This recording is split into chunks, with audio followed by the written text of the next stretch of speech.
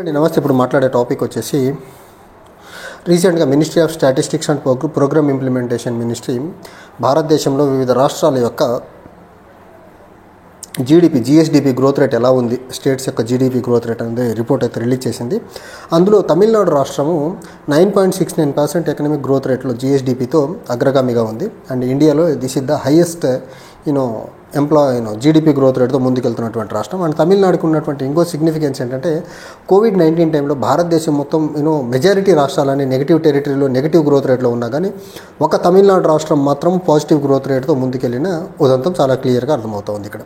అయితే ఈ positive growth rate ఇండియాలోనే హైయెస్ట్ ఎకనామిక్ గ్రోత్ రేట్ ఉన్నటువంటి స్టేట్ ఏదైతే తమిళనాడుగా ఫర్ ద ఎకనామిక్ ఇయర్ 2024-25కి ఎమర్జ్ అయిందో, ఇది తమిళనాడు ముఖ్యమంత్రి ఎంకే స్టాలిన్ గారికి కలిసి వచ్చే కాలానికి నడిచొచ్చే కొడుకులా ఉంది. ఒక పక్క తమిళనాడు ముఖ్యమంత్రి కేంద్రంతో వివిధ అంశాల్లో డిఫర్ అయి కేంద్రంతో యుద్ధం ప్రకటించుకుంటున్నారు. దానికి తోడు 2026 అప్కమింగ్ ఇయర్ తమిళనాడులో అసెంబ్లీ ఎలక్షన్ ఇయర్.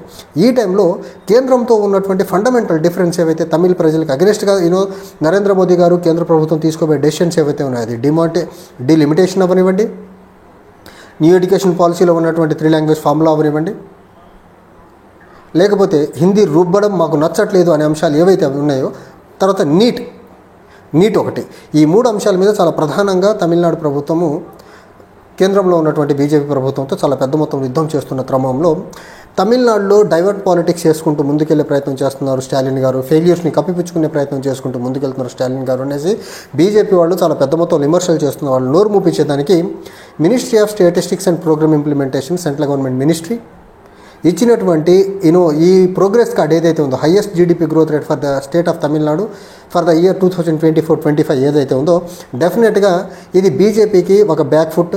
బీజేపీతో మిత్రపక్షంగా ముందుకెళ్లాలనుకుంటున్నటువంటి ఏఐడిఎంకేకి ఒక డిజడ్వాంటేజ్గా చెప్పుకోవాలి. అండ్ స్టాలిన్ గారికి మాత్రం ఇది చాలా భయంకరమైన పాజిటివ్ ప్రోగ్రెస్ కార్డ్గానే చూడాల్సి ఉంటుంది. ఇక్కడ ఇంకోటి మనం చూడాల్సింది ఏంటంటే,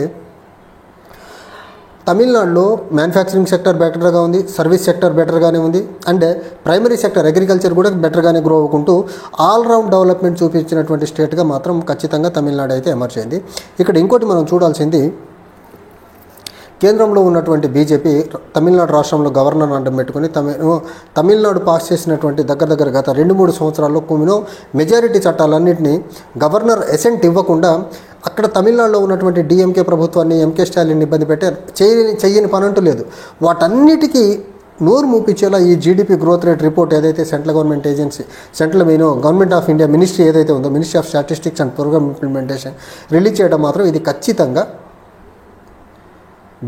డిఎంకే అపోనెంట్స్ అందరికీ నోరు ముప్పించే పని అయితే చేసింది.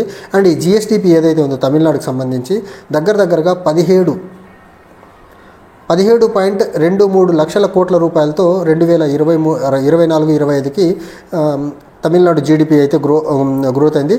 ఇది real growth rate point of వ్యూలో చూసుకుంటే దగ్గరగా 14.02%తో గ్రో అవుతూ ఉంది తమిళనాడు రాష్ట్రం. అండ్ 2 రాష్ట్రంగా విచిత్రంగా ఆంధ్రప్రదేశ్ ఉంది. అది నాకు అర్థం కాలే అసలు ఆంధ్రప్రదేశ్ ఏ ఆస్పెక్ట్లో సెకండ్ ప్లేస్లోకి వచ్చింది అనేది మాత్రం అది డీటెయిల్డ్గా అయితే రిపోర్ట్ అయితే రాలేదు. బట్ ఈ ప్రోగ్రెస్ కార్డు వచ్చిన తర్వాత తమిళనాడు ముఖ్యమంత్రి మీడియాతో మాట్లాడుతూ డిఎంకేకి ఒక చురకంటి ఇచ్చే ప్రయత్నం చేశారు. మీరు బీజేపీతో పొత్తు పెట్టుకోండి, ఎన్డీఏలో భాగస్వామ్యం కండి, ఇబ్బంది లేదు. బట్ తమిళనాడు రాష్ట్ర విద్యార్థుల ఇంట్రెస్ట్ ఏదైతే ఉందో తమిళనాడు రాష్ట్రం స్పెషల్గా మేము గవర్నమెంట్ ఆఫ్ ఇండియా కండక్ట్ చేసే నీట్ కాకుండా తమిళనాడు స్టేట్ గవర్నమెంట్ సపరేట్గా నీట్ కండక్ట్ చేయాలనుకుంటుంది. సో ఆ నీట్కి కేంద్ర ప్రభుత్వం అప్రూవల్ ఇవ్వాలి. మీరు బీజేపీతో పొత్తు పెట్టుకోండి, కానీ నీట్కి అప్రూవల్ ఇప్పించండి. మీ మిత్రపక్షమైనటువంటి బీజేపీతో మాట్లాడి, లేకపోతే మీ మిత్రుడు ప్రధానమంత్రి నరేంద్ర మోదీతో, అమిత్ షాతో మాట్లాడి నీట్కి అప్రూవల్ ఇప్పించండి. సో దట్ మీరు తమిళ రాష్ట్ర ప్రజలకు మేలు చేసిన వాళ్ళు అవుతారు. మరీ ముఖ్యంగా తమిళనాడు విద్యార్థులకి నీట్ ఎగ్జామ్కి అపీర్ అయ్యే వాళ్ళకి మీరు మేలు చేసిన వాళ్ళు అవుతారనేసి ఏఐడిఎంకేని ఒక కార్నర్లో నెట్టేసే ప్రయత్నం చేశారు. ఎందుకంటే తమిళనాడులో నీట్ ఎగ్జామ్ ఇంట్రడ్యూస్ చేసిన దగ్గర నుంచి గవర్నమెంట్ ఆఫ్ ఇండియా నీట్కి అగెనెస్ట్గా తమిళనాడులో చాలా పెద్ద మొత్తంలో విద్యార్థుల నుంచి, పేరెంట్స్ నుంచి ప్రొటెస్ట్ జరుగుతూనే ఉంది. ఆ ప్రొటెస్ట్కి అనుగుణంగా తమిళనాడు రాష్ట్ర ప్రభుత్వం స్టేట్ నీటిని తీసుకొచ్చింది. ఆ నీటికి సంబంధించిన బిల్ అసెంబ్లీలో పాస్ చేసి గవర్నర్కి పంపితే గవర్నర్ దానికి కావాల్సినటువంటి అప్రూవల్ ఇవ్వకుండా దానికి కన్సిడరేషన్ ఫర్ ద ప్రెసిడెంట్ పంపించారు.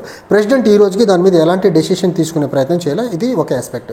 రెండో పక్క కొన్ని పార్టీలు బీజేపీకి మీ చీకటి మిత్రుడుగా స్టాలిన్ ఉంటున్నాడు అని చెప్పే ప్రయత్నం చేస్తుంటే దానికి భిన్నంగా కౌంటర్ ఇచ్చేదానికి ఈరోజు నరేంద్ర మోదీ గారు పంబన్ బ్రిడ్జ్ దగ్గర కొన్ని ప్రభుత్వ కార్యక్రమాల్లో పార్టిసిపేట్ చేసేదానికి తమిళనాడు వెళ్తే కనీసం ప్రధానమంత్రిని రిసీవ్ చేసుకునేదానికి కానీ ప్రధానమంత్రితో ఆ ప్రభుత్వ అధికారిక కార్యక్రమంలో భాగస్వామ్యం పంచుకునేదానికి కూడా స్టాలిన్ గారు వెళ్లకుండా బీజేపీకి డిఎంకేకి ఎలాంటి సఖ్యత కానీ చీకటి ఒప్పందం కానీ లేదు అనేసి చాలా క్లియర్ కట్ మెసేజ్ అయితే పంపించే ప్రయత్నం అయితే స్టాలిన్ గారు చాలా క్లియర్గా చేశారు. ఇంకోటి తమిళనాడు ప్రభుత్వానికి సంబంధించి ఏదైతే తీసుకొచ్చినటువంటి 9 నుంచి దగ్గరగా 9 చట్టాలు గవర్నర్ వాటికి అప్రూవల్ ఇవ్వకుండా మొదటిసారి పంపిన వెంటనే రాష్ట్రపతికి పంపకుండా వెనక స్టేట్ లెజిస్లేచర్కి పంపించి ఫస్ట్ టైము రెండోసారి వచ్చినప్పుడు ఖచ్చితంగా governor bound to give assent to the repassed bill. కానీ రీపాస్డ్ బిల్ని రాష్ట్రపతికి అప్రూవల్ కోసం రాష్ట్రపతి కన్సెంట్ కోసం పంపించాడంటే ఇది ఖచ్చితంగా కాన్స్టిట్యూషనల్ వయోలేషన్ని తమిళనాడు గవర్నర్ బీజేపీ ఏజెంట్గా ఉండి తమిళనాడు ప్రభుత్వాన్ని ఇబ్బంది పెట్టే ప్రయత్నం చేస్తున్నారు. ఇవన్నీ రేపు రాబోయే ఎన్నికల్లో డిఎంకేకి పాజిటివ్గా బీజేపీకి వ్యతిరేకంగా మారబోతున్నాయి. బీజేపీకి వ్యతిరేకంగా మారబోతున్నాయంటే ఖచ్చితంగా ఆ వ్యతిరేక ఇంపాక్ట్ బీజేపీతో పొత్తులో ఉండేటువంటి ఏఐడిఎంకే మీద చాలా పెద్ద మొత్తంలో పడేదానికి అయితే ఆస్కారం ఉంది. ఓవరాల్గా ఎకనమిక్ గ్రోత్ పాయింట్ ఆఫ్ వ్యూలో జిఎస్డిపి గ్రోత్ పాయింట్ ఆఫ్ వ్యూలో మాత్రం తమిళనాడు అనే రాష్ట్రము మరీ ముఖ్యంగా ఎన్నికలకి వెళ్తున్న ఇయర్ ముందు ఈ రకమైన పాజిటివ్ గ్రోత్తో దేశంలో అగ్రగామి రాష్ట్రంగా నిలబడటం అనేది ఖచ్చితంగా డిఎంకే పరిపాలనకి ఒక పాజిటివ్ బెంచ్ మార్క్గానే చూడాల్సి ఉంటుంది. And BJP and AIADMK BJP DMK opponent పార్టీలు అక్కడ పెద్ద మొత్తంలో లిక్కర్ స్కామ్ జరిగింది, లేకపోతే కరప్షన్ పెద్ద మొత్తంలో జరిగింది, లూటింగ్ జరుగుతూ ఉందని చెప్పి ఎవరైతే డిఎంకేని పొలిటికల్గా కరప్షన్ ఆస్పెక్ట్లో టార్గెట్ చేయాలనుకుంటున్నారో వాళ్ళందరికీ చాలా నోరు ముప్పించే ప్రక్రియగానే ఈ జిఎస్డిపి గ్రోత్ రేట్ని మనం చూడాల్సి ఉంటుంది. అండ్ ఈ GSDP growth rate Bihar, Uttar Pradesh ఈ బీజేపీ పాలిత రాష్ట్రాలు అన్నింటినీ తలదన్నేలా అగ్రగామిగా ఉంటాం. ఖచ్చితంగా రేపు తమిళనాడులో అసెంబ్లీ ఎన్నికలు జరిగే క్రమంలో బీజేపీలో వివిధ రాష్ట్రాల ముఖ్యమంత్రులు ఆ బీజేపీ తారాగణం మొత్తం క్యాంపెయిన్కి తమిళనాడు వస్తారు. సో తమిళనాడు వచ్చినప్పుడు ఖచ్చితంగా డిఎంకే పార్టీ ఇది progress card, economic progress card ఏదైతే ఉందో ఆ బీజేపీ పాలిత రాష్ట్రాల కంటే బెటర్గా ఉంది కాబట్టి వాళ్ళ ఎకనమిక్ పాలసీని కౌంటర్ చేసేదానికి మాత్రం ఇది డిఎంకేకి చాలా పెద్ద మొత్తంలో హెల్ప్ అవుతుందనే దాంట్లో మాత్రం ఎలాంటి డౌట్ అయితే లేదు. అండ్ ఇంకొకటి తమిళనాడు రాష్ట్రంలో ఈ మధ్యకాలంలో ఇన్వెస్ట్మెంట్ పాయింట్ ఆఫ్ వ్యూలో ఫాక్స్కాన్ వచ్చింది, సిస్కో వచ్చింది. కుదిరితే అన్నీ అనుకున్నట్టుగా వెళ్తే టెస్లా ఇండియాకి రావాలని ఎలాన్ మస్క్ ఒక ఫైనల్ డెసిషన్ తీసుకుంటే ఆ టెస్లా కూడా 99.99% తమిళనాడుకే వచ్చేదానికి ఆస్కారం ఉంది. దేశంలో ఉన్నటువంటి వివిధ రాష్ట్ర ప్రభుత్వాలు టెస్లా మా రాష్ట్రానికి రావాలని అడగటం అయితే జరుగుతూ ఉంది. కొన్ని రాష్ట్రాలు అయితే మా రాష్ట్రానికి వస్తుందని చెప్పేశారు కూడా. ఆ రాష్ట్రం పేరు చెప్పడం నాకు ఇష్టం లేదు. బట్ టెస్లా అఫీషియల్స్ మాత్రం ఇండియాలో కానీ టెస్లా ప్లాంట్ని ఎస్టాబ్లిష్ చేయాలి, టెస్లా ఆపరేషన్స్ ఇండియాలో ఇనిషియేట్ చేయాలి అనుకుంటే మాత్రం టెస్లా మేనేజ్మెంట్ యొక్క ఆప్షన్ మాత్రం తమిళనాడుగా ఉంది. అది కానీ టెస్లా కానీ తమిళనాడు అసెంబ్లీ ఎన్నికలకు ముందు తమిళనాడులో వస్తున్న ఒక అఫీషియల్ అనౌన్స్మెంట్ కానీ ఇవ్వగలిగితే డెఫినెట్గా డిఎంకే మళ్ళీ గెలిచేదానికి మాత్రం అది చాలా పెద్ద పాజిటివ్గా హెల్ప్ అయ్యేదానికైతే ఆస్కారం ఉంది. Thank you.